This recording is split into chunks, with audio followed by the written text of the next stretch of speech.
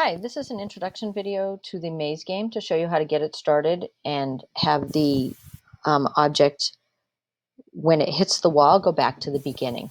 So the first thing we're going to do is paint the backdrop. So I'm going into the stage and I'll go under here and I'll choose paint on the right hand side.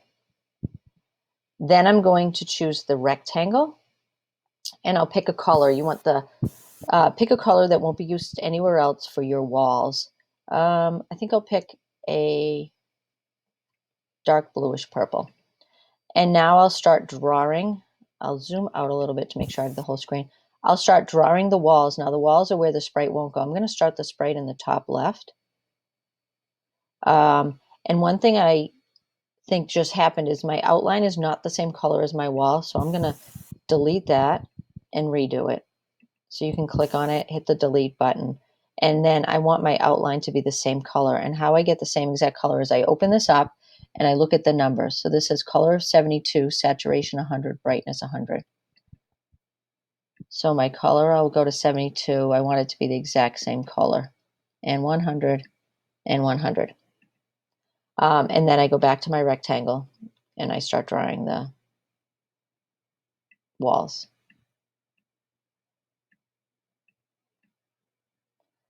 And you leave openings for the sprite to make it through. And you can draw it any way you want. So this is just an example to start adding some things. And now the next thing you do, I would add some more, but you would add a sprite at the end. So we'll get to that next. So this is only a partial maze, but let's get to the sprite. So now I'm going to choose or draw a sprite. I think I'll choose a sprite. And I'll just choose a baseball to go through my maze.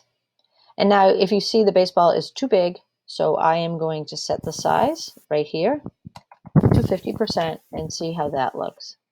That looks much better, and I just want to make sure it can get through all my openings, so you would put it at your openings to make sure it get through. It's a little tight there, so I might want to make it 45. Yeah, that looks much better. Because you want your game challenging enough so people will be interested in it, but not too hard or impossible. And maybe as the levels go up, you would make it harder. So if you go to the handout, it does have the code in it. And what we're going to focus on is this code right here to say when it touches a wall, go back to the beginning. So that'll be a little different than this. The person playing your game will have to start over. So the first thing I do is I put my ball where I'm going to start. I'm going to start there, or my whatever sprite you use, and I'm going to get a go to. That is the spot that it is in. Now I'll get a flag to say at the beginning, start there. And now I need to say if it's ever touching.